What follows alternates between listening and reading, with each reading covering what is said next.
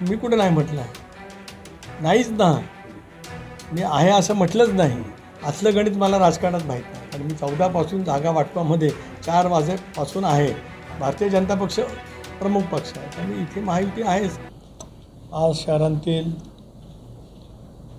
व्यापारी मित्र आणि वकील मित्र आणि वेगवेगळ्या क्षेत्रामध्ये काम करणाऱ्या प्रतिष्ठितांची एक संवाद सभा त्या ठिकाणी झाली आणि यामध्ये शहरांतील काही मूलभूत प्रश्नांची मांडणी व्यापारी असोसिएशनच्या वतीने त्या ठिकाणी करण्यामध्ये आली आणि त्याचबरोबर ती आमच्या बार असोसिएशनच्या वतीने सुद्धा काही भावना त्या ठिकाणी व्यक्त करण्यात आल्या. खरं तर जे काय मांडलं गेलं ते गेल्या 4 वर्षाच्या कालावधीमध्ये प्रशासकीय राजवटीमध्ये सुद्धा राज्यामध्ये आम्ही सत्तेवरती असताना करता येऊ शकलं असतं, परंतु इच्छाशक्तीच्या अभावामुळेच दुर्दैवाने त्या साऱ्या काही गोष्टी घडल्या नसतील.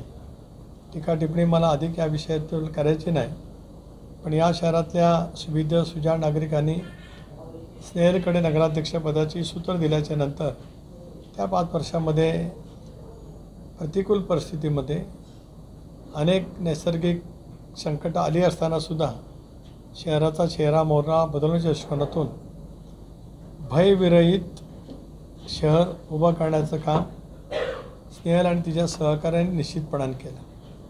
या निवडणुकीला आम्ही भारतीय जनता पक्ष, राष्ट्रवादी काँग्रेस पक्ष एकत्रितपणाने सामोरे जात आहोत.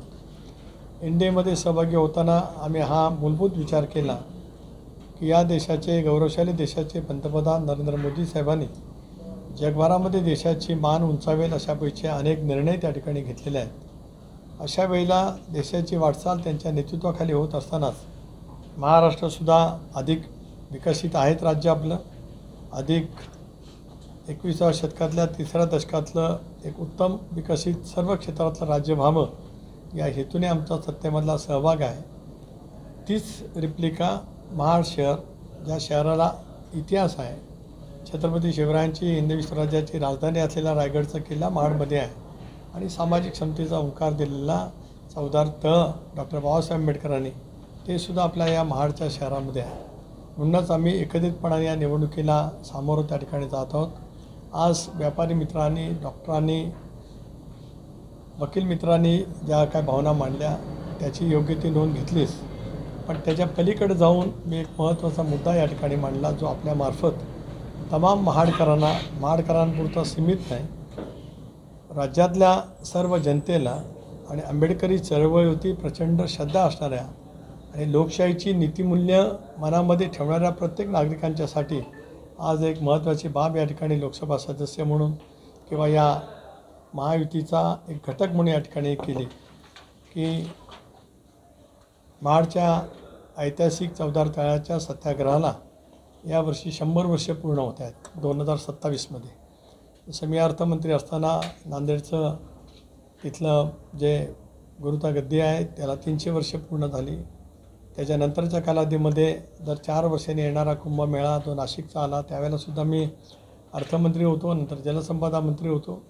अशा वेळेला हे राष्ट्रीय महत्त्वाच्या बाबी ज्या वेळेला शहरामध्ये घडतात त्याच्यातून शहराच्या खूप पायाभूत सुविधा निर्माण करता येऊ शकतात, किंबहुना त्या करण्यामध्येच मला त्याच्यामध्ये सहभागी होता आलं.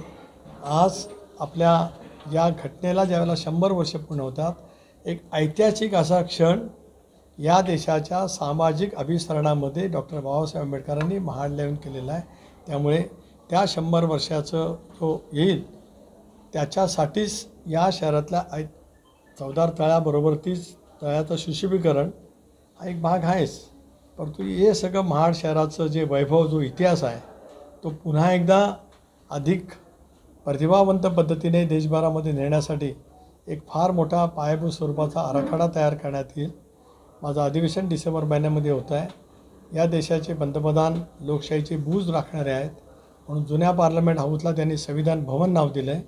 26 नोव्हेंबर हा दिवस संविधान दिन म्हणून जगभरामध्ये देशभरामध्ये साजरा केला जातो. त्यांना मी विनंती करणार आहे की डॉक्टर बाबासाहेब आंबेडकरांच्या या ऐतिहासिक सत्याग्रहाला 100 वर्षे पूर्ण होत आहेत.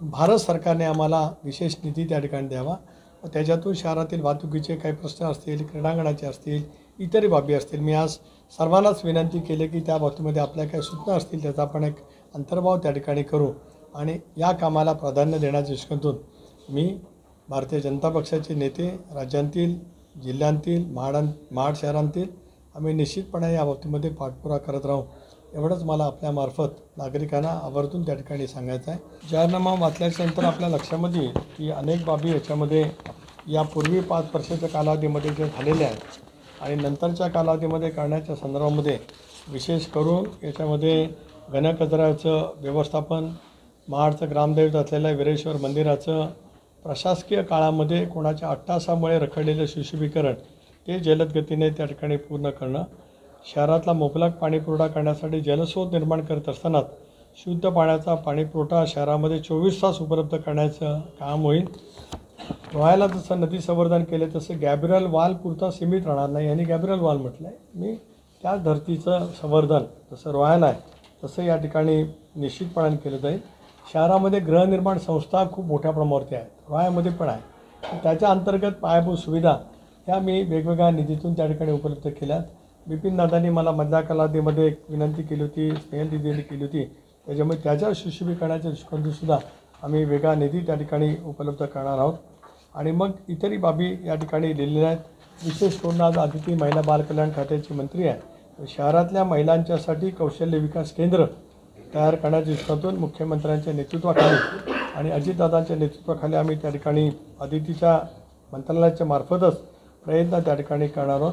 अशा अनेक बाबीसह या पुढच्या 5 वर्षामध्ये आम्हाला जे अभिप्रेत आहे ते करण्याच्या दृष्टीकोनातून आम्ही या जाहीरनाम्याच्याद्वारे जनतेला अभिवचन आगामी जिल्हा परिषद आणि पंचायत समिती निवडणुका त्याला आता रायगड जिल्ह्यामध्ये लढणार। आता इथे आम्ही महायुती म्हणून लढतो, जसे ते इतर ठिकाणी महायुती म्हणतात तसं इथे सुद्धा आम्ही सगळेजण भारतीय जनता पक्षाचे घटक पक्ष आहोत। भारतीय जनता पक्ष प्रमुख पक्ष आहे, त्यामुळे इथे महायुती आहेच एक, आणि त्याला अजून वेळ आहे, हे एकदा येऊ द्या, हे निकाल लागतील। इथे एक घटक तुमच्यासोबत नाही, मी कुठं नाही म्हटलं, नाहीच ना, मी आहे असं म्हटलंच नाही। मी आपल्याला एवढंच म्हटलं की जे उद्योगमंत्र्यांनी सांगितलं त्याचा विचार या निवडणुकीच्या नंतर योग्य वेळेला होईल। फक्त जे गणित कोणीतरी मला सांगितलं की जे मला अनभिज्ञ आहे, मी त्या बाबतीमध्ये खूप लहान आहे, की इतके भागेले इतके म्हणजे इतक्या जागा, असलं गणित मला राजकारणात माहीत नाही। कारण मी 14 पासून जागा वाटपामध्ये 4 वाजेपासून आहे, जिल्ह्यातलं सुद्धा जागा वाटप काँग्रेस राष्ट्रवादीने 2004मध्ये केलेलं होतं, तिथपासून मी त्या ठिकाणी आहे। त्यामुळे असलं गणित काय मला माहीत नाही, एवढे भागेले संख्या, एवढे भागेले आमदार, त्याला अधिक एक हे गणित काय मला जागा वाटपामधलं कधी कळलेलं नाही, ते समजून मग, कारण मला बीजगणित 100पैकी 100 मिळाले होते आणि गणितामध्ये सुद्धा 98 मिळाले होते, पण असलं गणित कधी मी न शिकले असल्यामुळे त्याच्यापासून मी अनभिज्ञ आहे। ज्या वेळेला तो विचारेल त्यावेळेला मी सगळेजण बसवून विचार करू।